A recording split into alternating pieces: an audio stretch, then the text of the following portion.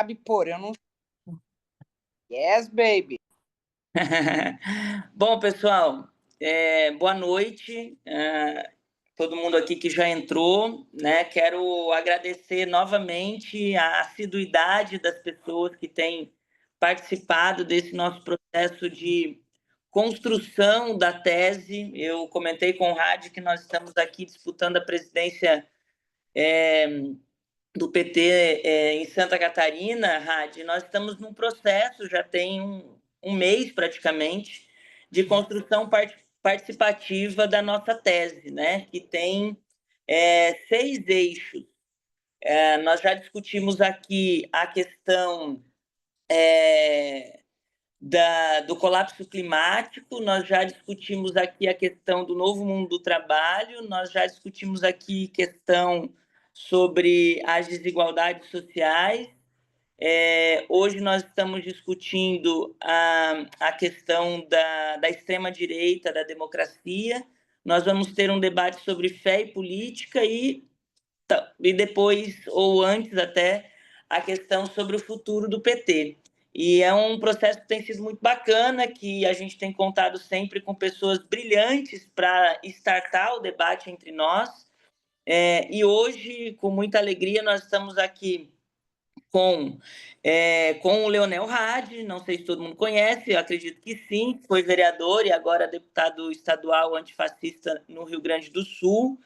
Nós estamos aqui também com o professor José Silveira Mello, nosso sempre prudente, que faz parte aí das comissões, né, de anistia e de torturados e mortos e desaparecidos do Ministério dos Direitos Humanos, tem um trabalho fundamental na área dos direitos humanos no Brasil e fora daqui.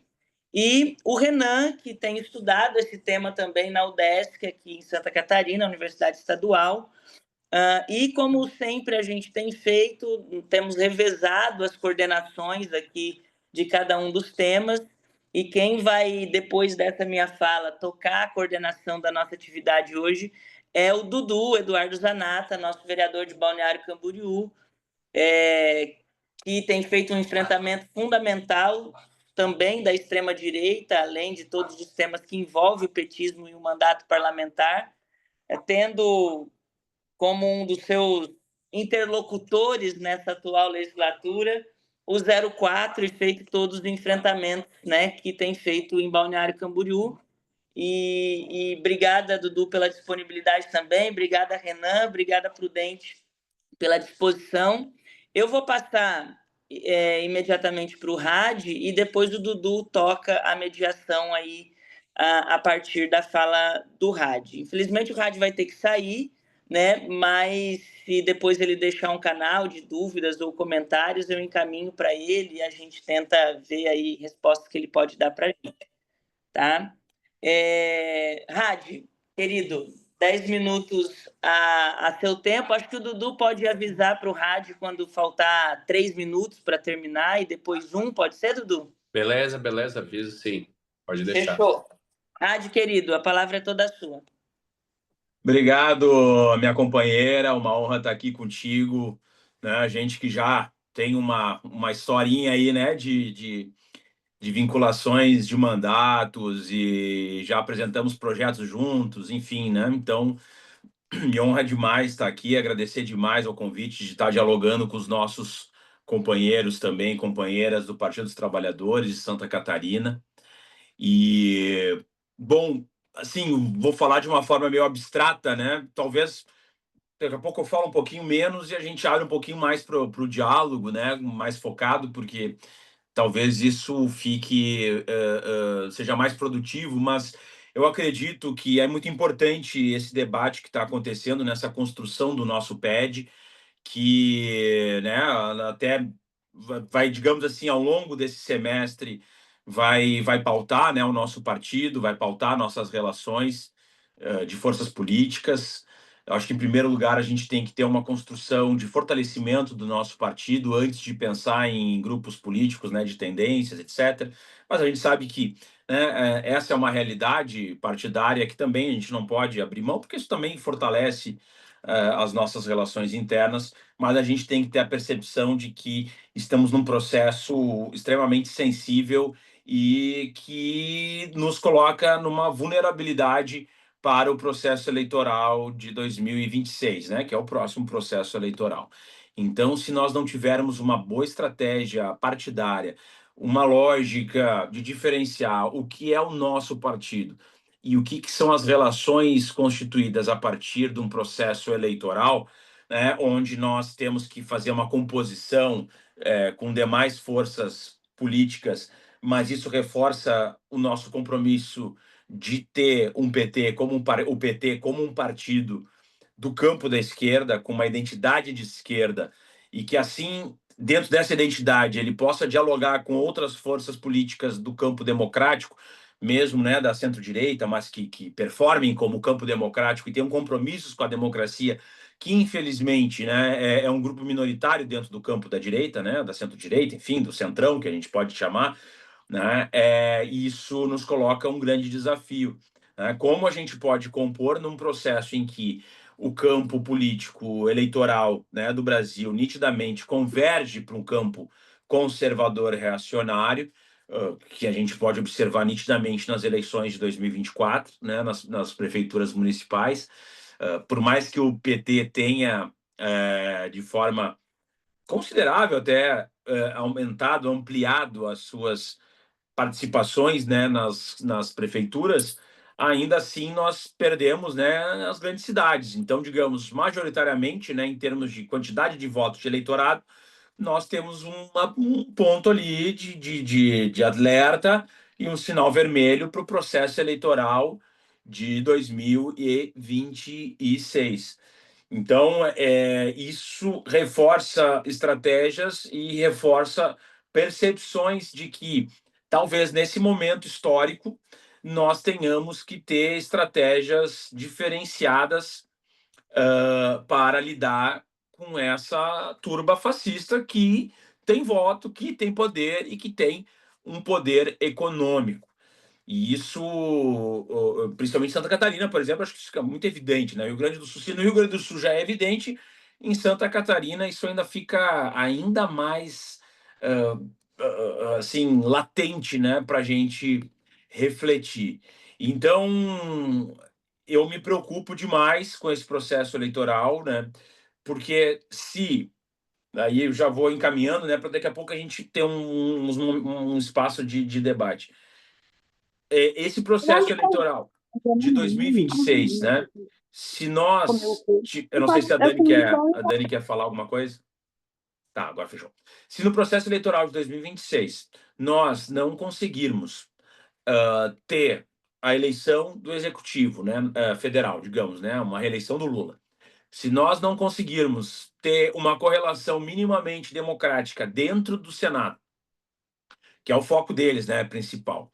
E se nós perdermos ainda cadeiras dentro da Câmara dos Deputados, né, diminuirmos ainda nosso volume ou estagnarmos como estamos nesse momento, nós teremos aí um processo muito perverso e perigoso que pode nos custar a vida, nossa integridade física, né, todos esses pontos, porque vamos supor no pior dos universos, né, eles elegem a presidência da República, eles elegem a maioria do Senado e a maioria da Câmara dos Deputados. O que acontece? Eles se voltarão ao STF, que é ainda, né, o último resquício de institucionalidade, né? Quem diria que nós, do campo da esquerda, falaríamos isso, mas hoje é o fato concreto. E ali, através do Senado dominado, com um executivo também pertencente a esse mesmo campo, eles vão impeachment e vão, enfim, colocar novos ministros e ampliar, talvez, a correlação de forças dentro do próprio STF, ampliando a quantidade de ministros, enfim.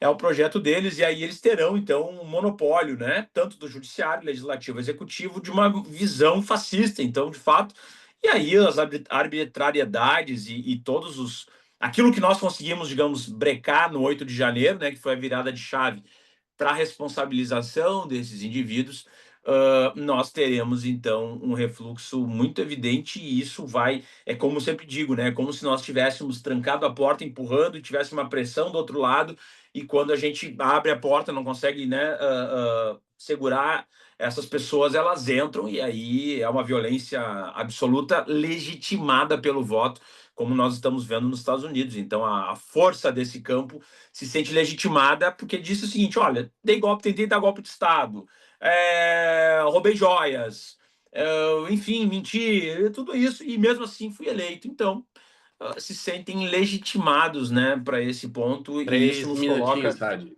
numa situação muito dramática. Então, enfim, fico aqui agora, né, para a gente fazer esse diálogo, que eu acho que é importante, né, para a gente ampliar aí a lógica, e agradecer mais uma vez pela oportunidade. Bom, a gente tinha mais um pouquinho de tempo aí da tua fala, te agradecer primeiro, né? Sei que a agenda tá corrida ali, a Carla já falou, a gente tem enfrentado em Santa Catarina um cenário bem complicado mesmo, com células neonazistas sendo... O Humaniza Santa Catarina faz um trabalho incrível e sendo denunciadas mês a mês. Aqui em Balneário Camboriú, com o filho mais novo do Bolsonaro, também a radicalização no plenário é toda a sessão. Mas até se quiser fazer uma complementação, acho, uns 2 minutos para a gente encerrar, porque senão vai complicar o teu tempo para a gente se abrir o debate agora. A ideia é ouvir o Prudente, o professor Prudente, depois o Renan, para daí passar para o pessoal que quiser contribuir. Tá bom? Obrigado, Hadi. Valeu, não, é exatamente isso. Nós estamos, e eu tenho alertado, inclusive, por exemplo, na Assembleia Legislativa, isso eu já tinha alertado aqui na Câmara de Vereadores, quando eu era vereador aqui em Porto Alegre. Eu conversei com parlamentares do campo conservador, mas mais tradicional, né? Aquele campo conservador, mas daquela direita mais, né? Vamos dizer assim, que tem uma visão mais de ocupar espaços, de ocupar cargos, de, né? Faz uma disputa ideológica, mas ela não é tão radicalizada, vota junto quando precisa, se o projeto é bom, eles aprovam, entende? E eu conversava com essa direita, e que é mais fisiológica, né? E eu dizia assim: olha, vocês têm um grande problema, que talvez seja um problema maior do campo de vocês do que do nosso campo de esquerda, que é o seguinte: se essa extrema-direita continuar avançando dessa forma, vocês perderão os espaços que vocês têm. Pessoas radicalizadas e que não têm a mínima possibilidade de qualquer zona de contato de debate político, diplomático, porque a política é construção, né? A política, a disputa política, ela não é uma, via de regra, ela não precisa ser uma hegemonia, digamos, uma homogeneização, todos pensam da mesma forma e concordam com todos os pontos. Não, a política, ela é justamente isso, é a composição das diferenças para chegar num denominador comum, né, e com a participação das pessoas nesse sentido. E eu falava: olha, se nós perdermos essa possibilidade de zona de contato, né, nós teremos a barbárie. Que é o quê? Bom, nós não temos a mínima possibilidade de interlocução, de consenso mínimo, né, do nosso mínimo denominador comum, e nós entraremos numa rota de destruição total, porque, bom, coloca um projeto, é derrubado porque foi apresentado pelo lado A. Coloca um projeto que vai ser derrubado porque temos maioria absoluta, dane-se se aquilo lá seria positivo. E é assim que a política, infelizmente, tem se constituído, que é um absurdo, porque deveria ser por conceitos, né? Bom, esse conceito apresentado, por exemplo, numa iniciativa parlamentar ou do governo, né, do executivo, ela é válida? Beleza, vamos votar favorável, independente de onde venha. Né? Não, nós não temos mais esse ponto, essa zona de contato, nós não temos mais pontes, e isso nos leva para um conflito total, extremo, e que pode nos levar, sim, a conflitos bélicos, armados enfim, de eliminação total. E é esse o ponto que me preocupa demais, né, nesse contexto de avanço dessa nova, né, eu vou chamar dessa extrema-direita, mas que tem um perfil, né, uma nova linguagem, muito vinculada às redes sociais, etc., e isso é algo que a gente tem que se debruçar e pensar estratégias para combater. Ô, Rádio, deixa eu quebrar um protocolo aqui, Dudu. Já que, antes que ele saia aqui, eu tinha anotado uma questão e ele deixou essa bola quicando aí sobre as redes sociais, né? Como que a gente consegue fazer um enfrentamento não, construir estratégias de organização, Rádio, do nosso campo, para disputar o nosso campo também, por exemplo, eleitores e camadas da sociedade que já votaram em nós e que hoje votam neles, né? Disputar essa parcela também nas redes sociais, sem com isso impulsioná-los também, entende? Porque o que eu fico pensando muitas vezes é que o que faz essa adesão a uma parcela desse extremismo para parcelas da população que já foram nossas, digamos assim, é que esse discurso começou a fazer sentido para essa população, né? E a gente tem que disputar esse sentido. Eu acho que, do ponto de vista partidário, esse é o nosso desafio, e aí é um pouco da sua experiência, como tu tem feito isso. Eu acredito que, em primeiro lugar, né, tem pautas que nós precisamos realmente ter uma propriedade e levar ela até a última potência, que é, por exemplo, pautas universais, escala 6x1, tabela do imposto de renda, Minha Casa Minha Vida, para quem ganha 12 mil reais, tu entende? Essas pautas assim, do tipo assim, o governo está fazendo políticas para as pessoas que precisam e para uma classe média que, em tese, não vê políticas públicas, né? Não vê o Bolsa Família, não via o Minha Casa Minha Vida, não via uma questão da tabela do imposto de renda, não via uma pauta, por exemplo, o fim da escala 6x1. Então, se a gente consegue dialogar com essas pautas, mas pensando, né, trazendo para a realidade das pessoas, isso é muito importante. Acho que um outro ponto que é importante a gente refletir, isso a gente estava dialogando aqui justamente nesses processos do PED, né, aqui do Rio Grande do Sul, é que a relação, né, do mundo do trabalho mudou completamente, né? A CLT hoje ela não é mais o sindicalismo, a CLT, esses pontos, eles são secundários frente à nova realidade do trabalho, que é de uma precarização e essa lógica do empreendedorismo, entende? Isso nos coloca um desafio de como refletir, como nós vamos dialogar com uma precarização e não sindicalização. As pessoas não estão mais preocupadas com uma visão coletiva, entende? Do tipo assim, a minha categoria tem que ter direitos. Ele pensa o seguinte, o que eu vou... É o individualismo, né? As pessoas estão nucleadas, assim, e isso com a lógica da esquerda, que é uma lógica universalista, né? Que é uma lógica, digamos, né, de pensar o bem comum, né? Digamos, a gente pensa coletivamente, então por isso que a gente sempre está vinculado ao internacionalismo, né? A Palestina, são as nossas causas, né?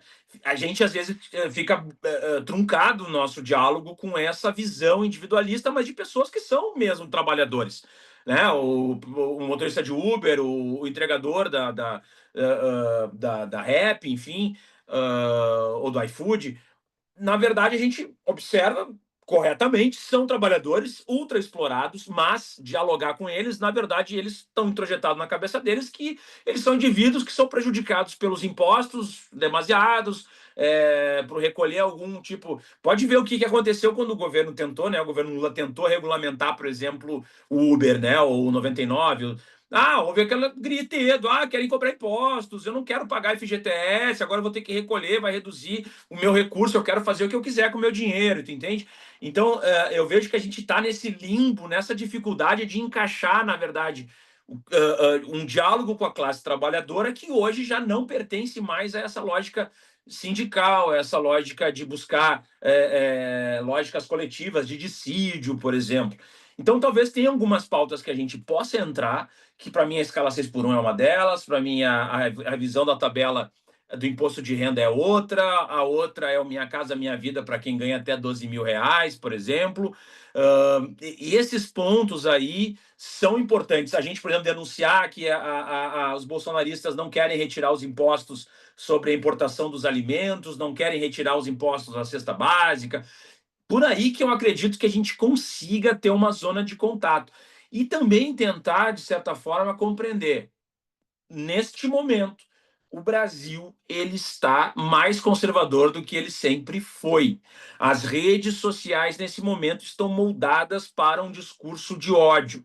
Ou seja, cada vez mais teremos mais pessoas LGBTfóbicas, racistas, misóginas, e inclusive dentro desse campo, Carla, que tu falaste, que eram nossos eleitores, que já votaram na gente, e cada vez mais vão ter uma inflexão, digamos assim, sobre essas pautas. Por quê? Porque elas estão sendo bombardeadas pelas redes sociais, né? Quando acontecem essas falas do Zuckerberg, do Musk, dizendo, não, as redes sociais agora não vai ter mais controle de conteúdo, a liberdade de expressão absoluta. A gente sabe que isso é uma lógica de propagar um discurso repetido que vá se contamine, né, o centro da população, que não necessariamente é fascista, mas que, né, migra e está nessa lógica. Então a gente tem que ter estratégias falando dessas pautas, mas também tem que saber usar as redes sociais de uma linguagem não panfletária, que para mim esse é o maior problema da esquerda. Quando nós vamos para a rede social, a gente começa a fazer discurso panfletário como se estivesse num comício ou como se estivesse fazendo entrega de panfleto na saída do chão de fábrica, entendeu? E para a rede social isso não funciona, porque a rede social ela funciona majoritariamente na emoção.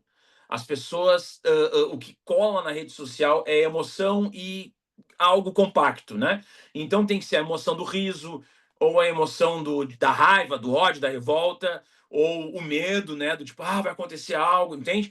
Então, esses pontos são importantes que a gente saiba utilizar, né? Cortes rápidos. Infelizmente, a rede social agora tem que ser algo, sabe? Tu tem que chegar logo, tem que chamar atenção e já chegar no conteúdo. Tá sendo moldada assim, é uma geração toda moldada dessa maneira.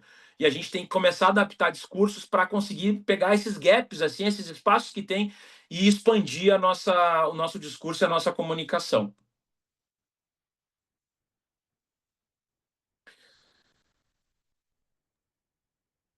Se mais alguém tiver também, vamos lá, sem problema. Carla, Da minha parte, é isso. então acho que dá para a gente liberar o deputado, né? Que já estava acordado ali, que ele tem agenda, está na correria. Queria agradecer, até porque é uma referência. A gente olha bastante aqui o trabalho para ver como enfrentar uma que virou referência para nós, para aquela invasão do MBL ali, mostrando como é que o MBL acaba fazendo, né? E fazer pelo nosso lado. A verdade é essa, eu acredito muito na teoria do espelho, assim, como estratégia. Isso funciona, do tipo assim, tu estudar como é feito e tentar copiar, moldando, claro, dentro dos nossos limites éticos, né, dos nossos limites militantes. Mas tu chegar até o limite, né, viável de não inverter a chave, né, mas tu ficar muito próximo, e isso acaba confundindo o jogo, acaba confundindo o meio de campo, do tipo, tu dá aquilo que os caras te dão, só que no limiar, e eles não estão habituados a isso. Então a gente não pode dar aquilo que é esperado, entende? Discurso o que eles já estão esperando, clichês que eles já estão esperando. Nós temos que trazer surpresas, assim, isso é muito importante. E eu agradeço demais, parabenizar demais para Carla, que é uma referência também para mim.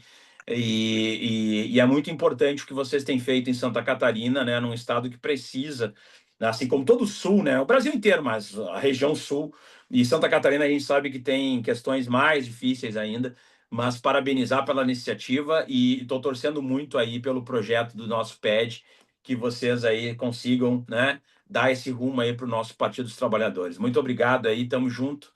Obrigada, Rádio, pela disponibilidade, viu? Obrigada pela Yara aí por ter mediado também. Valeu, obrigadão. Boa reunião aí para vocês. Valeu. E agora convidar o professor, nosso doutor, Prudente José Silveira Mello, referência no Humaniza Santa Catarina, comissão de anistia e, como a Carla já falou, tantos outros espaços que contribuem na luta na defesa dos direitos humanos, né? Só escutar. 10 minutos, Prudente, pode ser? Daí eu vou te informando. Pode ser, sim. Eu vou, inclusive, aqui, coloquei aqui o reloginho para me policiar um pouco. Eu sei que primeiro saudar a todos e todas aí o convite e tal. Espero que, de certa maneira, eu consiga trazer uma contribuição que aporte nesse momento de discussão. Obviamente que o tema aqui colocado é um tema bastante difícil para falar em 10 minutos, porque nós falamos sobre extrema-direita, democracia e disputa geopolítica internacional, e inclusive nesse momento é bastante difícil, né? Mas eu acho que é importante a gente ressaltar alguns aspectos dentro disso, e daí, claro, que o Renan também, além do que vai aportar, né, Renan Pereira, e o que o próprio Leonel Hadi já aportou, eu queria assim voltar para colocar um pouco da relação do que nós confrontamos que levam a esse processo da extrema-direita, das crises de democracia e, inclusive, essas disputas geopolíticas. Quer queira ou não, nós temos que voltar um pouco e analisar que é a própria relação com o neoliberalismo, né? O neoliberalismo enquanto elemento que desconstruiu as políticas keynesianas que graçaram até o final dos anos 70, 80, o movimento sindical no Brasil, ele nasce, vamos dizer assim, renasce, né? Ele se reconstrói e a CUT é fundada em agosto de 1983, quando o movimento sindical no Brasil está crescendo, no mundo ele já está em crise, ele já está afundando. Então, essa relação do neoliberalismo, ela também se coloca como um elemento muito importante para a gente analisar com esse descompasso que acontece com a relação da crise das democracias e também do crescimento da extrema-direita, e agora até chegarmos essa relação geopolítica internacional. Mas importante que ver que nos anos 80 a gente vai ter, então, a redução do papel do Estado na economia, as privatizações, as desregulamentações, a austeridade fiscal, a valorização, então, do mercado como regulador da sociedade. Esses elementos, eles que acentuaram a desigualdade, aí Dardot e Laval vão dizer que, até um determinado momento, o neoliberalismo, ele respeitou, vamos dizer assim, ele até apoiou as democracias, apoiou naquilo que lhe interessava enquanto elemento até da relação do mercado que se desenvolvia. Então, esse processo, depois, a partir dos anos 80 na Europa, vai desandando, né? E aí depois o próprio descompromisso do neoliberalismo com as próprias democracias, e nós vamos enfrentar isso já no século XXI, desse processo político, vamos dizer, mais acentuado, dessa crise que se coloca, então, do modelo neoliberal, dessa relação neoliberal. Mas aí nós vamos ter que agora analisar também essa ascensão da extrema-direita. Então, nós temos hoje uma extrema-direita que cresce mundialmente, ela está crescendo exatamente pela relação que o próprio neoliberalismo não mais dá solução a isso. Cria, consequentemente, um processo de que não há mais por parte, vamos dizer assim, dos trabalhadores, não há mais por parte de tudo isso um reconhecimento, tá? E isso vai desandar exatamente dentro desse processo, dessa crise que o próprio neoliberalismo vive, numa onda de crescimento da extrema-direita, seja com Trump nos Estados Unidos, Bolsonaro no Brasil, Orbán na Hungria, Meloni na Itália, em Portugal o Chega, na Espanha o Vox, na França Le Pen, e na Alemanha, esse ano, a AfD, né? A AfD, Alternativa para a Alemanha, fez 20,8% dos votos, tá? 20,8% dos votos, resultado muito expressivo da extrema-direita, que desde o fim do nazismo não tinha uma relação tão forte, um impacto tão forte. Então, infelizmente, sabemos que nós estamos vivendo os mesmos germes, vírus, os mesmos problemas que lá atrás, vivemos naquele processo do início do século passado, que levou, inclusive, a relação da morte de milhões de pessoas com o nacionalismo extremado, ideias e lideranças xenófobas, políticas discriminatórias, falta de perspectivas para os jovens. Então, a humanidade daí colheu um resultado que foi dramático, né? Com milhões e milhões de pessoas. E isso está, de novo, infelizmente, se aflorando. Esta é a grande preocupação. E, claro, isso baseado em quais fenômenos? Discurso anti-establishment, e antipolítica tradicional, nacionalismo exacerbado, conservadorismo moral e cultural, uma estratégia de desinformação em redes sociais, como estava dito aqui, os fake news e todas as políticas que levadas, inclusive, como são levadas aí, ditas, o judiciário tentando, de certa maneira, conter, e todas as dificuldades que estamos. Uma hostilidade... 3 minutos, Prudente. Tá bem. Eu não vou dar conta, vou parar onde der, tá? Então, uma hostilidade à imprensa, às instituições democráticas. Então, nós temos um vácuo em relação e um discurso autoritário e identitário. E isso compromete a democracia, porque em relação à democracia há uma erosão desse processo com a desconfiança generalizada das instituições, uma polarização política extrema, né? Criminalização dos movimentos sociais e da oposição, manipulação das regras democráticas com tentativa de controle de tribunais, parlamentos, o jogo do lawfare, o crescimento, inclusive, de regimes híbridos que não são democráticos nem totalmente autoritários. Isso leva a um desencanto com os partidos e com as lutas em defesa das bandeiras sociais e políticas, inclusive com as ideias de bem-estar, as ideias socialistas, né? Então, essas relações, esse processo ainda tem, e eu vou finalizar, e eu estou falando pouco aqui, porque eu tinha anotado umas 10 páginas, eu estou na segunda, mas eu vou parar. Isso concretado em cima do quê? De um processo, inclusive, da concentração da riqueza, onde 1% no mundo detém 40 e poucos por cento da riqueza. 3 mil famílias no mundo detêm uma enormidade de 14 trilhões, né? De dólares em relação a essa riqueza. Então, os números aí é importante verificar depois da Oxford, como colocam. E, obviamente, que a concentração da riqueza é um elemento central para quê? Para também a desconstrução da democracia, do processo de implantação e da extrema-direita. Por quê? Porque cada vez mais as pessoas estão mais pobres e as alternativas que se colocam, às vezes, são aquelas de tentar encantar como um salvador e não com o respeito a políticas públicas e etc. E tal. Então, as redes ocupam um papel hoje de ferramentas de manipulação e polarização. E isso, claro, combinado com políticas neoliberais excludentes, destruição do meio ambiente, exploração sem limites do capital, achando que o planeta não tem limites, né? E correndo risco. Então, todos esses projetos, elas, de uma certa maneira, elas beneficiam a esse processo da extrema-direita,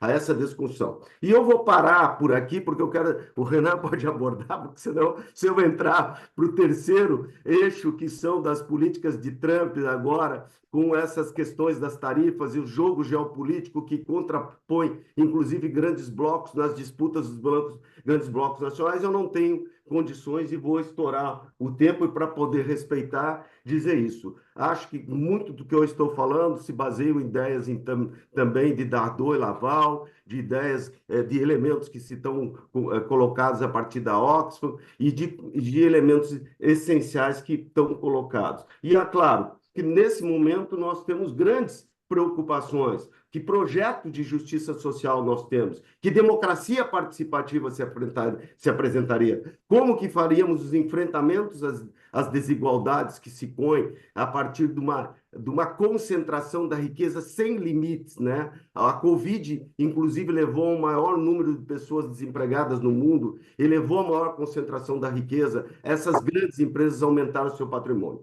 E, por último, claro, com a preocupação com a preservação do planeta, aí falando das ideias até do Krenak e de que, como diz ele, ideias para adiar o fim do mundo. Paro por aqui, desculpe, eu sei que para falar em 10 minutos sobre isso, eu falei, inclusive, muito rápido e tentei brifar, e estou parando aqui às 9h40. Obrigado.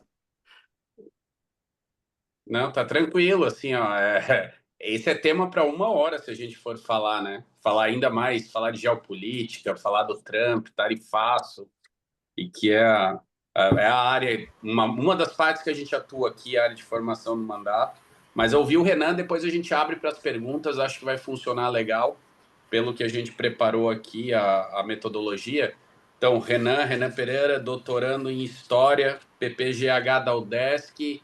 Eu fiz o PPG Plan na UDESC e legal. a Ana Campanholo fez o mesmo programa que o Renan, né? Foi aluna do PPGH, não podia deixar de fazer a brincadeira.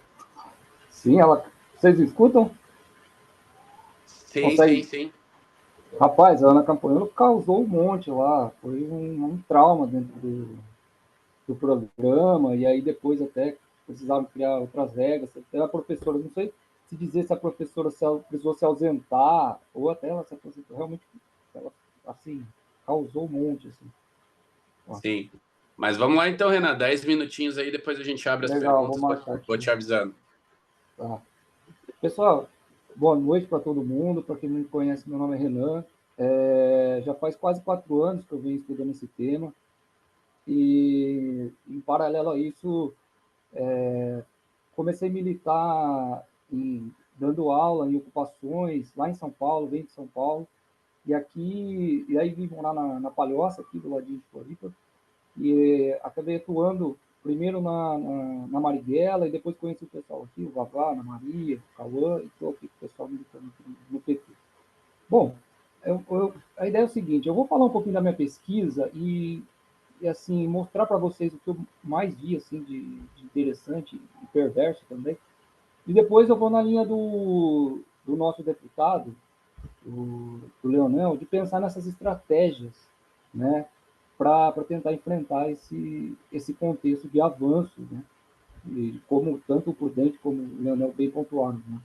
Então é o seguinte,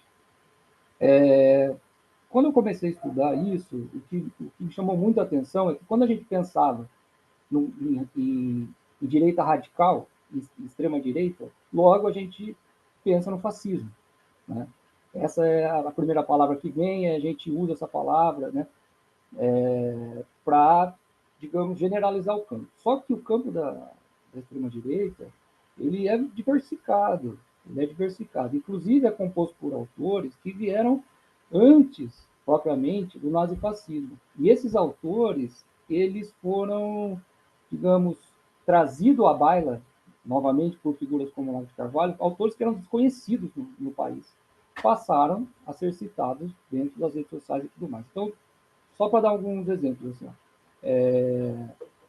os conservadores tradicionalistas norte-americanos, né? Então, Eric Voegelin, Russell Kirk, esses caras, eles têm uma compreensão da história que a causa de regimes totalitários, como o do Hitler, se deu por causa do avanço do Estado laico. Então, a ideia é que o Estado em si, em algum momento, ele dá ruim. Então, a finalidade do Estado laico é ser autoritário. Né? Indo para outro grupo, por exemplo, os perennialistas na Europa, René Guénon, Fridtjof Schuon. René Guénon tem uma concepção que a cultura ocidental moderna ela é a perversão, né? Ela é o caos e são os regimes religiosos, principalmente muçulmanos, que devem ser valorizados. Né? O René Guénon tinha um discípulo chamado Fridtjof Schuon, e esse cara foi para os Estados Unidos e criou uma tarica. Esse cara se converteu ao islamismo e criou um negócio chamado sufismo, que é um islamismo esotérico. E o Olavo de Carvalho, nos anos 80, teve aula com esse cara, conviveu com esse cara nos Estados Unidos e tudo mais. Pensando outra coisa, por exemplo, no campo da extrema-direita, a gente tem o Alexandre Dugin, né, que é comparsa do Putin, que tem uma ideia do quarto poder, que é uma coisa meio bizarra, uma mistura entre comunismo e fascismo, né? E, inclusive, tem um grupo no Brasil chamado Nova Resistência, que eles se colocam como duguinistas. Inclusive, eles tiveram entrada no PDT, no PCO. Então, assim, a extrema-direita ela é diversificada. E essas ideias sempre circularam, né? Sempre circularam, só que em alguns momentos da história elas vão para dentro dos guetos, né? Como bem colocou o Prudente, e aí nas crises do capitalismo, elas começam a ganhar força.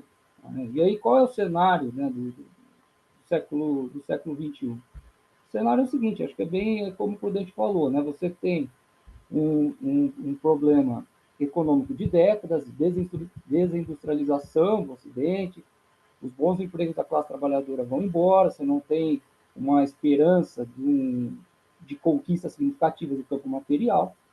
E aí, somado a isso, tem também algo que o Prudente falou, que é a chegada das novas identidades políticas, né? As políticas afirmativas, discussões de gênero, discussões de raça, que no meu ponto de vista são questões muito importantes, porque é uma tentativa de, digamos, alargar a democracia, né? De dar credibilidade para sujeitos que historicamente ficavam longe do poder, né? Só que a visão, boa parte da sociedade teve uma percepção que é assim, olha só, a situação está difícil, eu estou aqui na fila já há quantas décadas. Agora querem passar a gente na minha frente, né? Querem passar o negro, querem passar a mulher na frente. Então, nesse ambiente de pouco futuro, de pouca esperança, essas pautas, sim, causaram... e elas avançaram, né? É importante dizer que elas avançaram. Né? Você pega o exemplo da Rede Globo. Quem assiste hoje a Rede Globo vê que essas pautas elas estão presentes quase em toda a programação, né? E isso nem toda a população vai abraçar essas pautas. E aí, o que é o pior disso tudo, pessoal, para a gente, como partido? O pior é o seguinte, que foi construída uma narrativa, né, com essa... desculpa, mas assim... E a pauta LGBT, daí vai causar aqui uma pauta super nobre, importante, um mal-estar no campo religioso. E aí você começa a ter a ligação, isso lá no começo de 2010, aqui no Brasil, entre o campo religioso e a extrema-direita. Né? E essa junção, ela é muito explosiva. Né? Ela é muito explosiva. E colocou a gente em que lugar? Acho que é um lugar que a gente está se esforçando um pouco para sair como partido, eu acho, na minha visão. Que é um lugar de um partido anticristão, como nós fôssemos contra o cristianismo, como nós fôssemos contra, né, a religião, né? E eu acho que a gente precisa se esforçar mais para brigar mais por esse voto religioso, né? Brigar mais por esse voto religioso e mostrar que nós não somos isso. Né? Como partido de massa, a gente não pode se dar o luxo, né, de não atrair o voto religioso. Né? E aí, assim, e aí eu queria recuperar uma fala que me encantou bastante, que foi do Márcio de Souza. Acho que foi no primeiro evento da nossa chapa, Márcio de Souza, nosso griot, né? Ele falou uma coisa sobre uma espécie de encantamento, palavra que também o Prudente usou agora, né? Que é preciso um encantamento para fazer política. E ele usou o exemplo da Guerra Fria, e ele disse assim, né? Falou assim, ó, o Bloco Socialista se preocupou só em dividir bens, né? Enquanto o Bloco Capitalista dividiu sonhos, dividiu esperança. Né? E aí, pessoal, infelizmente, eu acho que esse encantamento hoje parece que ele está com essa direita radical. Né? As pessoas parecem que ficam encantadas mesmo. E é muito difícil com um discurso racional a gente furar essa bolha e entrar. E aí, que tipo de encantamento é esse? Eu dividiria em dois. E assim, vou bem na linha do Leonel. A primeira questão é do trabalho. A utopia de encantamento do trabalho é a ideia de não ter patrão, é a ideia de não ter horário, né? É a ideia de não precisar bater cartão todo dia. Né? Esse é o encantamento. Não é mais, né, o velho sonho da CLT, como o Leonel disse. E a extrema-direita vende muito bem essa ideia. Enquanto nós estamos falando de CLT, eles estão falando do quê? De ganhar dinheiro na internet, conseguir uma ascensão, conseguir seu próprio patrão, né? De ter horário diferenciado. E aí, outro encantamento que eu diria, e esse mais poderoso ainda, porque aí é na vida particular, é voltar aos anos 50. Né? É resgatar a figura patriarcal, é a ideia que a família vai estar toda junta, é a ideia que você vai ter uma cidade segura de novo. Né? É uma nostalgia, uma completa nostalgia. Né? Mas isso é vendido. Isso é vendido. E eu lembro de uma fala da socióloga Esther Solano, que ela também é uma pesquisadora da extrema-direita, mas dentro do campo religioso. E aí ela entrevistou uma mulher negra, numa periferia de São Paulo, e a mulher disse assim, ó, eu queria votar, isso em 2022, né? Eu queria votar no Lula, porque quando o Lula governa, eu tenho mais comida na minha mesa, geralmente as coisas ficam mais fáceis, só que eu tenho medo da minha família não estar lá. Então, olha como isso é perverso, de você jogar para o campo político, né, uma situação da mulher ter sua família completa na mesa. Então, esse encantamento é muito difícil a gente quebrar, né, que envolve questão emocional, de parentesco, a gente quebrar com um discurso racional. Né? 3 minutinhos. Tá, já vou encerrando aqui. E aí é o seguinte, pessoal, eu deixo a pergunta assim, qual qual vai ser a nossa utopia de encantamento? Né? Porque, por exemplo, o Lula ele fala do sonho do Brasil ser um país de classe média. Isso é maravilhoso, né? Só que parece que só esse discurso não tá adiantando, né? Para a gente conseguir realmente fazer as pessoas quebrarem esse ranço, né? Esse lugar de partido anticristão que nos colocaram. E a gente precisa se esforçar para mostrar que a gente, sim, está aberto ao cristianismo. Não estou falando isso como religioso, não. Estou falando isso como alguém que quer um partido de massa, né? E ali, até porque o cristianismo, teologia da libertação e as atividades básicas foram fundamentais para a fundação do nosso partido. Né? Mas é isso, pessoal. Deixa aí as perguntas e aí a gente pode debater. Valeu, companheiro. Obrigado, Renan. Obrigado ao Prudente. Vou fazer aqui antes da gente abrir, pessoal, para comentar uma breve fala e uma contribuição do que tem acontecido, por exemplo, em Balneário Camboriú. Eu acredito que Balneário Camboriú mudou muito a relação do mandato esse ano com o primeiro mandato até o final do ano passado, aqui na Câmara, porque tudo isso que vocês pontuaram, colocaram aqui, o próprio rádio falando da zona de contato, achar um denominador comum, o Prudente com a antipolítica, nacionalismo exacerbado, conservadorismo, essa polarização extrema, e o Renan com essa posição de partido antirreligioso, criminalização de movimento social, que falou, e a gente ter um esforço, ter um discurso para conseguir buscar esse encantamento, tem acontecido no plenário aqui. E tem acontecido por quê? Porque, assim, em outras câmaras, enfrenta-se o radicalismo de extrema-direita, o radicalismo bolsonarista.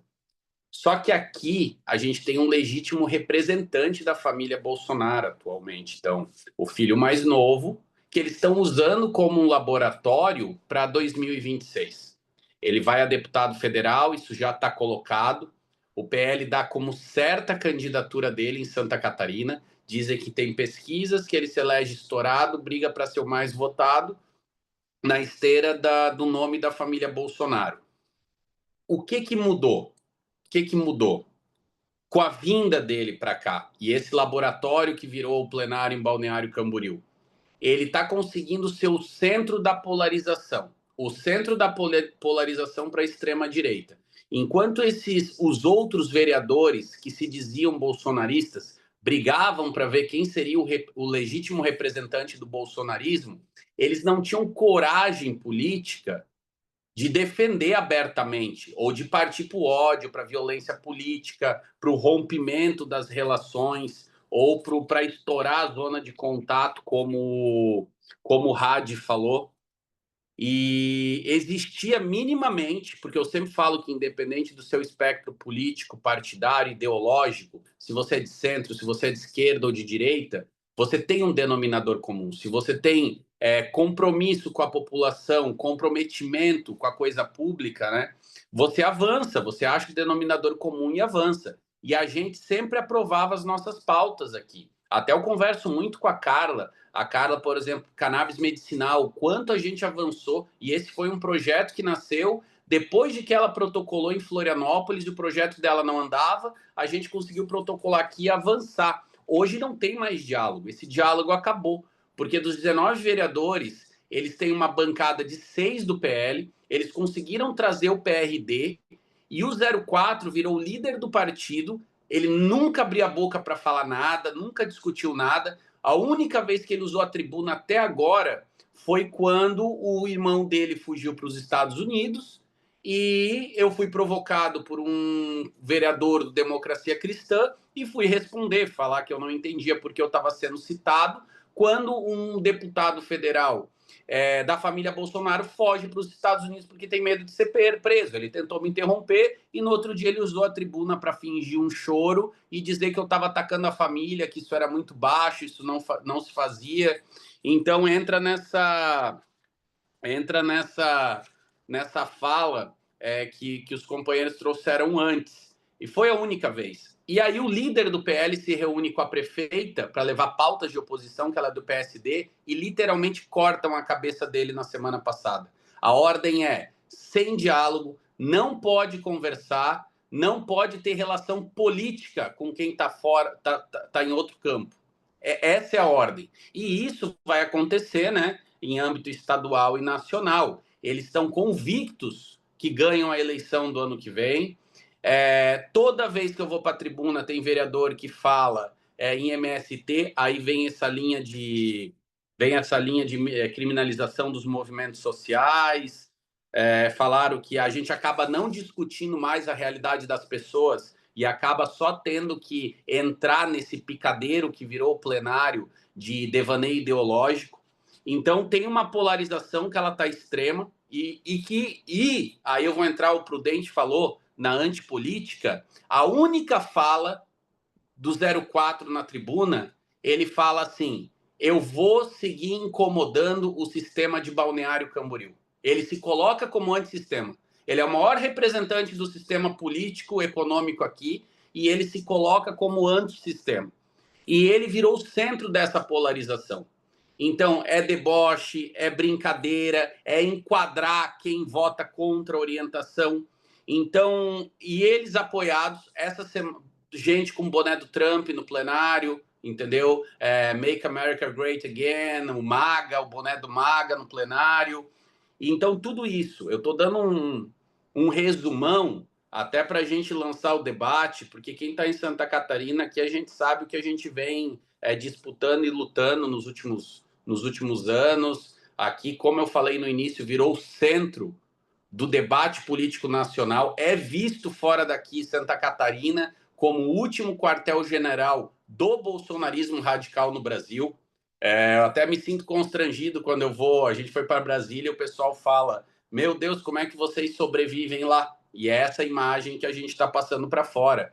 Por exemplo, a vereadora Vanessa da Rosa, em Joinville, também está enfrentando cada coisa, todo dia, e são esses devaneios que a gente falou. Só que essa é uma estratégia, né? E é uma estratégia que ela é articulada não só a nível local, é uma articulação que ela vem, como eu citei ali, e o próprio Hadi falou, o Prudente, a estrutura vem do Trump, vem do Orbán na Hungria, do Duterte nas Filipinas. Então, uma rede de extrema-direita que se articulou muito antes que nós, muito antes que nós. Por isso que eu acredito que esse debate é tão importante, até para falar sobre geopolítica, falar sobre uma construção de uma frente internacional progressista, de parlamentares progressistas. Eu tenho atuado construindo uma rede nesse sentido, porque atuo com política internacional, é minha formação de origem. E por isso que é tão importante esse debate dentro do partido, esse debate no PED. Então, é fundamental, e principalmente para a nossa chapa aqui, para a nossa chapa fazer esse debate, porque o PT de Santa Catarina não faz.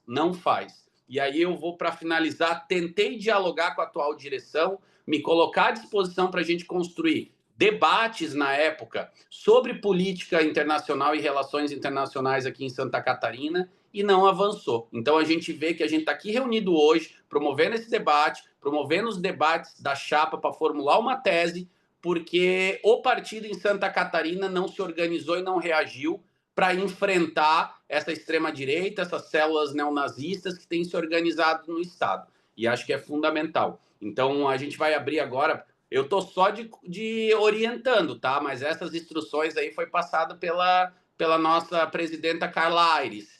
Então, a gente vai abrir para 5 pessoas por 3 minutos cada um. Eu não sei como é que eu faço as inscrições aqui. O pessoal bota no chat. Ó, a Ideli já se inscreveu. Geralmente então, levanta a mãozinha aí. Então, olha lá, Ideli, pode começar. Depois o Júlio, vão anotando aqui. Bom, gente, em primeiro lugar, assim, meu boa noite. Eu quero parabenizar a todos. Véspera de feriadão. E nós estamos aqui nada mais, nada menos do que discutindo extrema-direita, democracia e o enfrentamento geopolítico, né, nesta conjuntura dura. Eu prestei muita atenção em tudo que o Hadi, o Prudente, o Renan e o nosso querido Zanatinha colocaram. Tá? E é o seguinte, ó, a gente percebe claramente muita semelhança, né, a tudo que aconteceu no mundo na década de 30 e de 40 do século passado, que foi exatamente o surgimento, né, do nazifascismo e de tudo que a gente sofreu, né, e vivenciou mundialmente na Segunda Guerra Mundial. Estava lá colocado de forma muito clara, né, o autoritarismo, o militarismo, o ataque, né, frontal à questão da educação, da cultura, da ciência, dos grupos sociais, né, aquela criação do inimigo para ter quem, né, combater, para, né, polarizar. A questão do fundamentalismo, né, religioso, e isso tudo estava colocado lá assim de forma muito clara. E a maneira de agir também, né? A propaganda, a questão do incentivo ao terror, o ódio, a prática da violência. Então, isso tudo estava lá e a gente, se vai fazer a radiografia, né, desses momentos, desse período que a gente está vivendo, da escalada, de novo, da extrema-direita no planeta, no Brasil e em Santa Catarina, tudo isso tem fortes elementos de semelhança. Mas tem uma coisa que é assustadora, que é algo que eles não tinham há 100 anos atrás e que nós atualmente temos para potencializar ainda mais toda essa extrema-direita, que é a questão das plataformas e das redes sociais. As plataformas e as redes sociais é a novidade, é o instrumento poderoso no qual a gente, eu diria assim, sabe, às vezes a gente tem umas vontades de saber operar. Como é que a gente pode dar um jeitinho para a gente também ter os mesmos resultados, entende? Ou pelo menos competir com a extrema-direita nas redes sociais. E eu quero dizer para vocês que, infelizmente, nem as plataformas, nem as redes sociais estão para facilitar a nossa vida, muito pelo contrário, estão para nos interditar, porque a estrutura, ela é feita, o que move, o objetivo, o que dá dinheiro, tudo isto é feito para beneficiar a extrema-direita e nos prejudicar. E fazer com que as pessoas, os grupos sociais, estejam absolutamente isolados em bolhas, que não se comunicam. Eu quero dizer para vocês assim, eu não recebo nenhuma mensagem, nada da extrema-direita. Eu não recebo. Porque na minha bolha só entra os semelhantes, os conteúdos semelhantes. Aparece de vez em quando eles entram nas minhas redes sociais. Mas se eu abrir a minha rede, lá na minha, como é que chama? Timeline, né? Não aparece nada de direita, gente, nada. Como na deles, não vai aparecer nada nosso. Então, a gente não tem como furar isso. Como? E eu recomendo uma entrevista da Marilena Chauí para o Demore, né, o jornalista Demore, aonde ela faz uma análise que eu entrei em depressão. Eu vou ser sincera, eu entrei em depressão. Porque ela coloca de forma contundente que esta questão das plataformas, das redes sociais, etc., não é comunicação, não é economia, não é negócios, não é tecnologia, é uma mudança de modo de vida. Uma das mais drásticas mudanças de modo de vida no planeta. E aí a gente não está devidamente preparado para enfrentar, furar e vencer isto tudo. Por isso que eu acho que a gente tem que se dedicar e muito a debater esse tema que nós estamos fazendo no dia de hoje. Acho que até me passei um pouquinho, Vocês me desculpem, mas eu acho que esse é o grande desafio. Quando uma menina, Tá tranquilo. quando uma menina de 8 anos morre, entende? Por causa de um desafio besta do TikTok cheirando desodorante, gente, sabe, é algo que foge a toda e qualquer discussão que a gente tem a capacidade até emocional de fazer. Obrigado, Ideli. Júlio? Oi, boa noite a todas e a todos. Deixa eu dizer uma reflexão que eu venho fazendo já tem algum tempo. Em 1989, quando cai o Muro de Berlim, começa o declínio capitalista, que vinha crescendo desde a Segunda Guerra. Em 2008, quando quebra o Lehman Brothers nos Estados Unidos, o capitalismo foi lá para baixo, a ponto do Barack Obama colocar 2 trilhões de dólares na economia dentro de um país liberal. Essa queda do capitalismo leva um mal-estar para as pessoas em geral, porque a gente está acostumado a comprar, a gente é bombardeado por propaganda e tudo isso. E aí surge o que um historiador sueco chamado Erik Norling, um historiador sueco, ele chama de o fascismo é revolucionário. Ah, o capitalismo em queda faz com que os grandes grupos econômicos, a imprensa mundial principalmente, e os bancos, se juntem para se segurar, para não afundar. E eles trazem à pauta temas como a religião, como falou o Renan, como os costumes, como poder de compra, essa coisa toda. E as pessoas acabam se encantando por isso, porque a economia no mundo inteiro tá decadente, as pessoas estão decadentes. E aí elas se agarram a essa revolução fascista a ponto de acreditar que vacina não funciona, que a Terra é plana, que, enfim, essas conversas que a gente não consegue imaginar como alguém ainda acredita em coisas assim.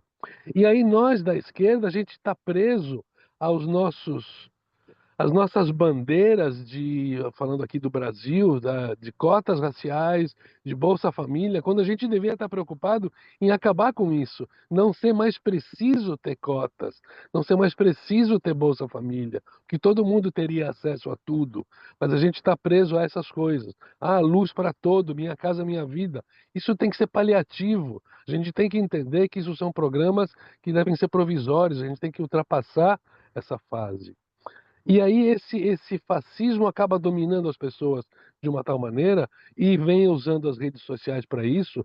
E eu digo para vocês que eu uso rede social em política desde a eleição do Jacques Wagner na Bahia, que eu participei, era Orkut na época, a gente já fazia debates pela rede social, e nós nunca vamos ganhar na rede social, porque elas estão na mão dos grandes grupos econômicos, todas elas. Então, por mais que a gente insista em fazer cards e vídeos, e caso o Leonel Hadi faz umas coisas bem engraçadas, mas não é isso que vai levar a gente a transmitir a mensagem que a gente tem que transmitir. O que a gente tem que dizer para as pessoas? Que democracia é melhor do que o fascismo. Porque eles não. Derrubar o sistema, como dizia Olavo de Carvalho, é derrubar a democracia. Porque pela força é mais fácil você impor as coisas. Tanto é que todos os líderes de extrema-direita atacam o poder judiciário. O Orbán, o Netanyahu, o Milei, o Bolsonaro, o Trump, todos eles atacam o judiciário. O judiciário tenta segurar a democracia. Ou a gente convence as pessoas que a democracia é a única saída que a gente tem, ou então a gente vai continuar pagando o pato de ficar perdendo as eleições. É isso, gente. Bora. Bora lá. Cássio? Olá, boa noite, companheiros, companheiras, enfim. Eu vou mais ou menos fazer uma pergunta e não uma fala, né? Nessa linha que é as redes sociais e os discursos, enfim, como capturar o alcance das nossas falas e para usar isso a nosso favor. O Leonel, o deputado Hadi, já deu né, umas dicas de como tentar atingir isso, como essa linguagem não panfletária, como o uso da emoção seja do humor, seja do ódio, cortes, enfim, esses métodos bem, bem digitais, né, que têm alcance. E aí eu ia trazer o exemplo do prefeito de Maricá, o Washington Quaquá, que para anunciar o armamento da Guarda Municipal lá em Maricá, ele foi nas redes sociais e fez uma fala que se poderia ser muito confundida com uma fala de um prefeito de extrema direita, né? Aonde mas com uma outra finalidade, que é a finalidade da defesa do trabalhador, da trabalhadora, do comerciante, contra a ocupação de espaços da milícia, e dizendo que miliciano é vagabundo e vou dar tiro na cara de miliciano, que aqui não se cria, na minha prefeitura não, ninguém vai tirar o negócio do trabalhador para poder botar o negócio deles. E foi a primeira vez que eu vi alguém do nosso campo fazendo uma fala numa linha que poderia ser uma fala de alguém oposto aos nossos pensamentos, né? Eu fiquei meio refletindo sobre isso, o ponto estratégico disso, se é uma linha estratégica, se é uma linha, porque na segurança pública também, historicamente, a esquerda perde muito para a direita, e se essa estratégia não é, e se isso é uma estratégia, se isso, enfim, eu fiquei bem impactado com o vídeo que eu vi dele e gostaria de saber se isso poderia ser uma mudança de paradigma dos discursos das redes sociais, que isso teve muito alcance, isso viralizou, enfim. É a teoria do espelho, que também que o Leonel Hadi falou, se a gente vai ter que se sujeitar à teoria do espelho, enfim, para poder ter um avanço nas redes sociais. Beleza, valeu. Luigi? Posso rapidinho só responder o Cássio? É bem rapidinho. Quer responder já? Pode ser, então. Não, rapidinho. É que tem um trabalho da Letícia Cesarino, antropóloga, que ela vai justamente nisso que o Cássio levantou. Ela diz assim, rede social casa com discurso populista. Né? Não casa com um discurso democrático, onde você vai analisar várias frentes e tal. Então, esse discurso de impacto, né? Eu não estou dizendo que esse é o caminho do prefeito, não estou dizendo isso, mas esse discurso de impacto, né? Que vai pela força, né, que causa uma emoção, que causa assim, olha, ele está fazendo mesmo, vai ganhar mais visibilidade mesmo. Só esse ponto. Boa. Luigi? Boa noite, pessoal. Meu nome é Luigi, eu sou do PT aqui de Florianópolis. Eu tenho participado pouco, porque quinta-noite eu tenho aula. Mas eu queria fazer um comentário, começando do Renan. Ele vai trazer o Olavo de Carvalho. O Olavo de Carvalho traduz para o Brasil, por exemplo, Schopenhauer, a dialética erística, que vai receber o nome, olha o nome que ele vai receber aqui no Brasil, Como Vencer um Debate Sem Precisar Ter Razão. Esse é o título que recebe no Brasil, e ele justamente não é que vai... Ele mostra como debater e vencer o debate, ou enrolar o seu opositor, ou cansar o seu opositor. Então a gente não está mais trazendo o debate para o campo do mundo das ideias, para o esclarecimento. Então o que me parece quando o Leonel Hadi fala no começo, e parece para mim que é extremamente necessário, é mudar o discurso tendo em mente os afetos. Os afetos é o amor, é a alegria, mas também um afeto, às vezes, que envolve violência. Então, a gente parece que a gente precisa repensar todo o discurso de modo a atingir de modo mais preciso, mais rápido, os afetos que a gente quer. Não adianta ficar com um discurso de esclarecimento. Olha, vale a pena para o Uber aderir à nova proposta do governo. Não, precisa mostrar para ele vai conseguir comprar mais comida. Isso é bom para ele, porque ele vai poder ter acesso à previdência, de um modo simples, rápido, que afete emocionalmente ele. A crítica que eu acho que o Renan fez... Não, foi o Zanatti, fez ao Partido de Santa Catarina. A página do PT de Santa Catarina é só umas páginas, às vezes, de alegria, assim, uma foto feliz, e não enfrenta de frente com contundência a extrema-direita. Então, me parece que o campo hoje não dá mais ser para só o do esclarecimento, não dá de querer mostrar, olha, esse argumento panfletário que o rádio usou também, de sair, ó, essa proposta é boa. Não, gente, a gente precisa pensar em afeto. E o afeto nas mais variadas. O Quaquá, que foi trazido agora, ele trabalha com afeto, e essa dinâmica do Quaquá é aquela marxista de frente de indústria dos anos 80. É para porrada. Funciona, tanto que ele está indo muito bem lá. É a melhor escolha que a gente vai ter? Não, mas eu acho que ele traz uma espécie de afeto que ele está usando com muito bem. Então, hoje, o que me parece que precisa? Em Santa Catarina é muito ruim a nossa comunicação no Estado nessa questão de afeto, tá? É um ou outro postzinho ali alegre. Não, gente, é panfleto o que está sendo feito. Então, acho que juntando o que foi comentado antes, eu reuniria num termo que é afeto, como trabalhar os afetos para a gente atingir mais gente, especialmente nas redes sociais. É isso, obrigado, boa noite. Beleza, valeu, obrigado. Carla Aires.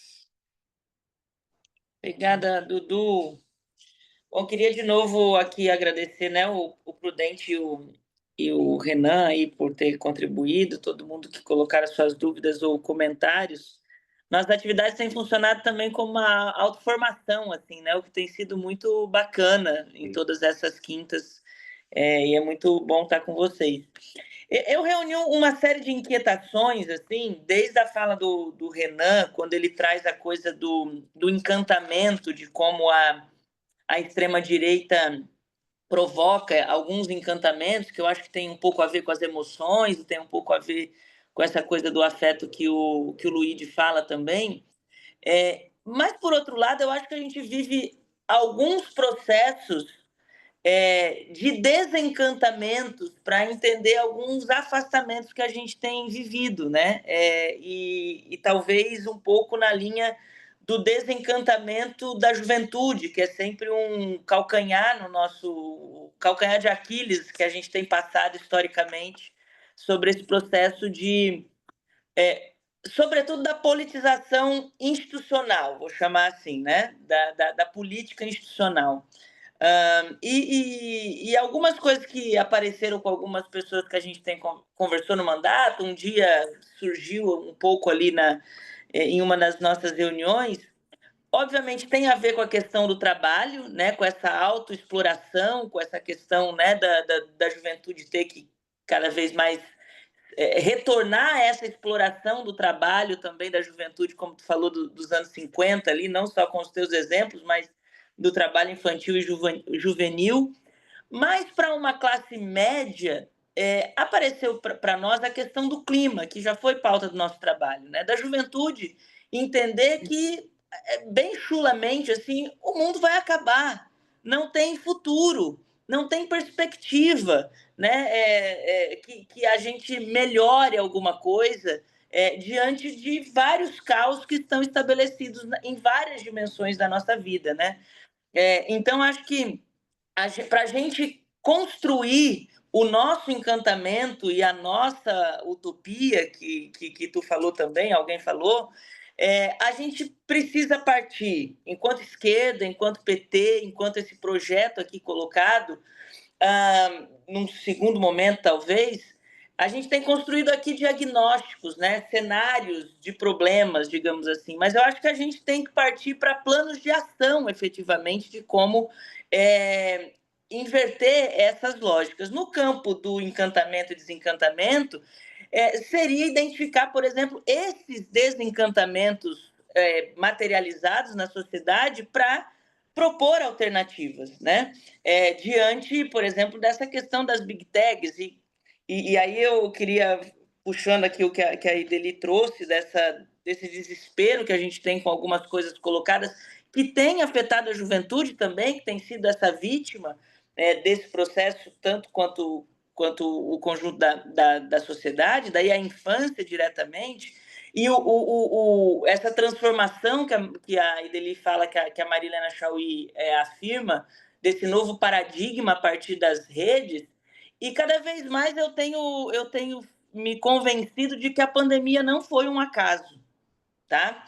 De várias teorias da conspiração, porque eu acho que ela traz essa naturalização de alguns processos que a gente já conversou aqui nessas semanas todas, como o home office, né, como o trabalho remoto, essa questão das redes, de alguns padrões de vida, do individualismo, né, que corrobora para essa nova chave do capitalismo global, para essa nova chave e uso da extrema-direita disso, até mesmo numa teoria da conspiração bem aprofundada, assim, com essa disputa dos Estados Unidos com a China, né, do vírus ter surgido na China e a China ser culpabilizada por esse processo, enfim, uma série de divagações que, por fim, eu queria falar só duas coisas muito rápidas quando acho que o Renan fala da democracia, né? Alguém falou aqui por último sobre, ou o Luigi, já esqueci, sobre a democracia ser a nossa afirmação sempre. Obviamente que eu não tenho nenhuma controvérsia com isso, mas eu acho que a gente também precisa materializar essa democracia, sabe? Porque o sentido da democracia também está em disputa. Quando eu e o Zanata ouvimos no plenário, né, que a voz da maioria é a democracia, e isso sendo usado pelas bancadas que são a maioria, que são a extrema-direita e que extrapolam a questão das liberdades de expressões, das liberdades individuais e coletivas, é um sentido de democracia que está sendo disputado, né? Então, acho que a gente, lá atrás, quando o PT surgiu, era uma democracia com um inimigo comum, que era a ditadura, né? A questão popular, etc. Só que a gente precisa, nesse momento, rematerializar o nosso sentido de democracia, que eu acho que é um grande desafio, assim. E por fim mesmo, Zanata, vai ser ponto de debate nosso aqui, dialogando com o afeto do que o Luigi fala, né? Eu me angustio muito e aí o Renan falou das igrejas também, porque eu acho que a gente precisa tomar muito cuidado quando a gente cria essa oposição, essa dicotomia que coloca, por exemplo, nas igrejas e nos líderes religiosos, a partir do nosso discurso, esse inimigo ou esse fundamento de parte da extrema-direita. Por quê? Materializando a ação, o que a nossa base, né, o que a periferia, ou até a classe média com essas get churches, com essas coisas todas que têm surgido, encontram nesses lugares afeto, acolhimento, alternativa para os seus problemas, né, imediatos ou construídos pela própria extrema-direita. Então, quando a gente diz que esse espaço é produtor de ódio, o tico e teco deles não ligam, porque a experiência deles é outra coisa, né? O que eles vivenciam é outra coisa. E eu acho que a gente precisa também pensar sobre essa linguagem e sobre essa materialização do nosso afeto, que já foi colocado aqui, que eu concordo muito. Obrigada. Fechou. Valeu, Carla. Cristina, para finalizar a última inscrita.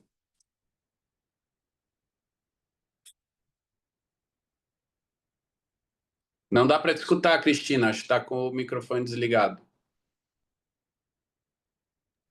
Está me ouvindo agora, né? Foi. Sim, eu sou do PT de São José e, assim, eu poderia ficar aqui agora falando 1 hora em cima de tudo que foi dito, mas, né, o tempo não permite.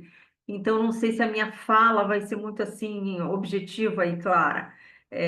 Voltando ao que a Carla falou sobre o que o nosso colega falou sobre democracia é melhor que fascismo, né? Da mesma forma que a Carla falou, é óbvio que a democracia é melhor que o fascismo. Mas não adianta só a gente dizer assim, seja para quem for, um adversário de direita, olha, a democracia é melhor que o fascismo. A gente tem que explicar por que é melhor que o fascismo. Então, assim, na minha opinião, as comunidades de base, a gente tem que chegar mais, porque nós temos muito pouco tempo para o ano que vem para as eleições, para convencer as pessoas a não votarem novamente no bolsonarismo. É muito pouco tempo que a gente tem. Então, assim, Nós temos que avançar nesse sentido de chegar até as pessoas. Eu vi um vídeo no Instagram da manifestação que o Bolsonaro fez em Copacabana, e um rapaz com microfone de esquerda, né, ele era de esquerda, perguntou: mas por que você está aqui? Você gosta do Bolsonaro por quê? Ah, não sei, as pessoas vêm, eu venho. Mas você gosta dele por quê?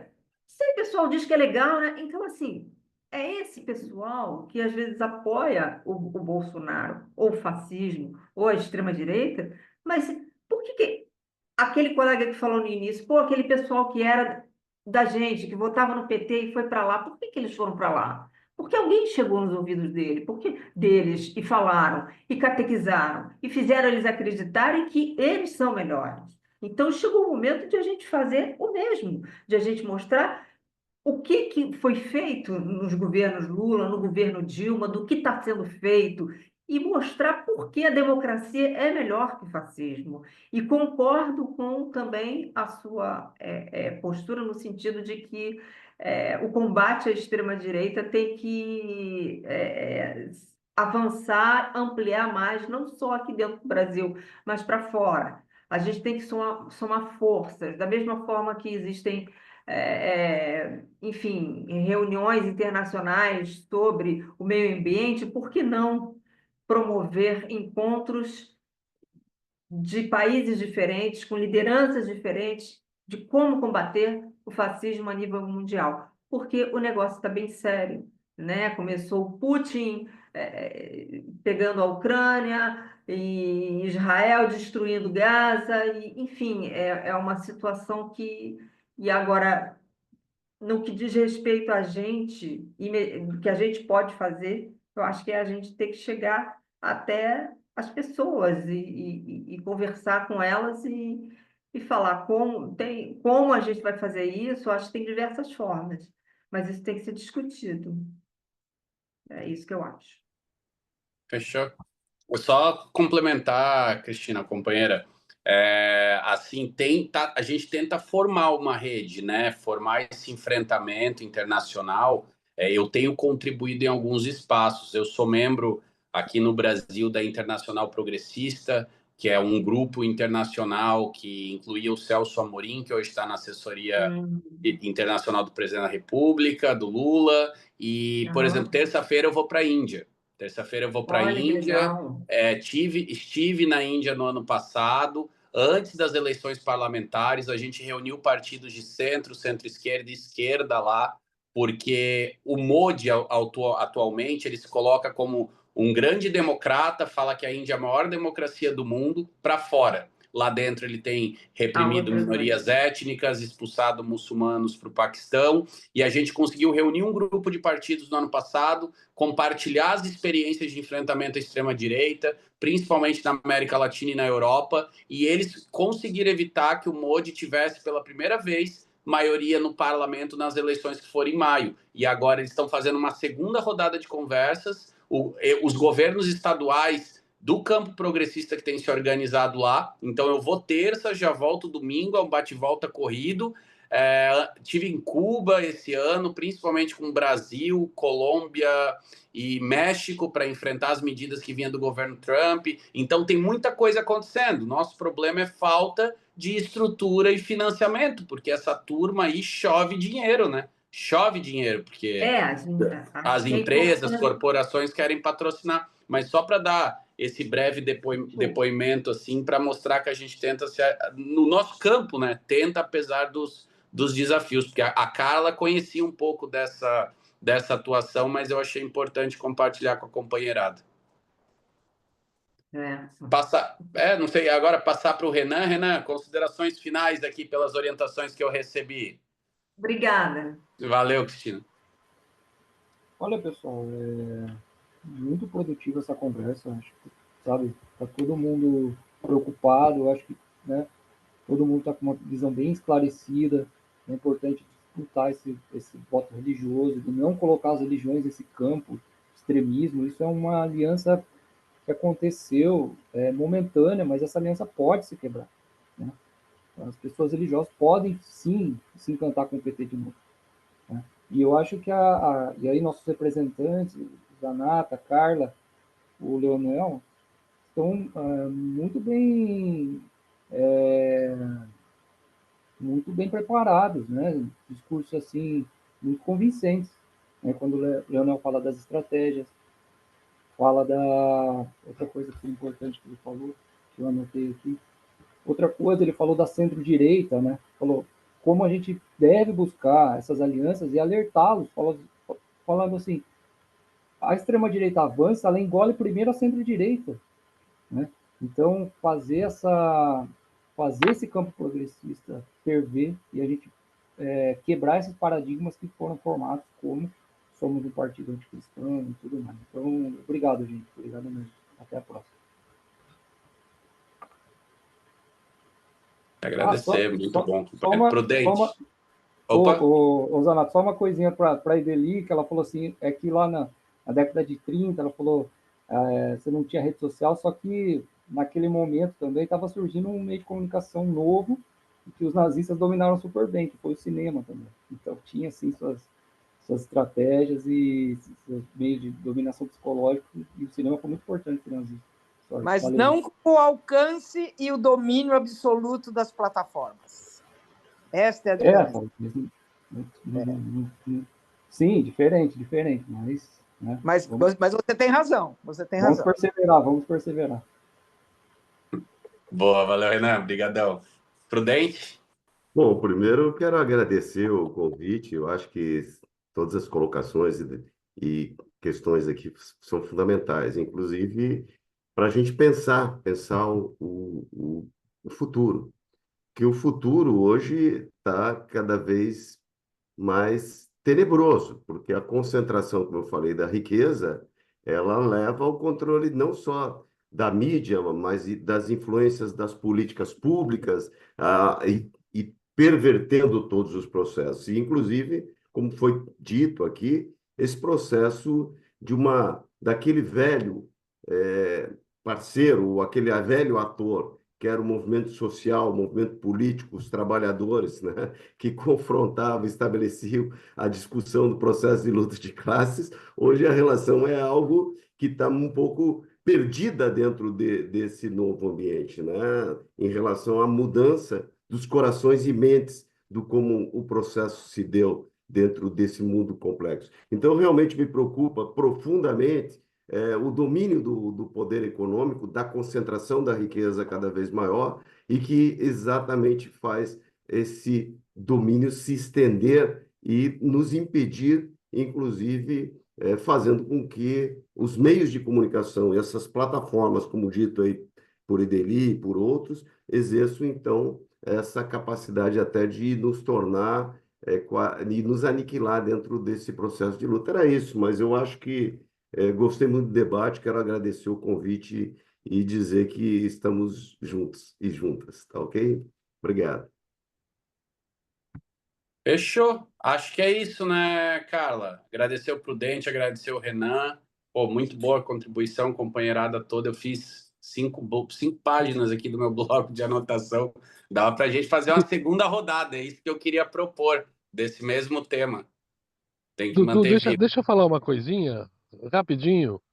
A Carla tá aí. A gente fez na primeira campanha da Carla, o Valmor e eu, nós demos um curso, não era um curso, mas a gente ensinou algumas técnicas de rede social.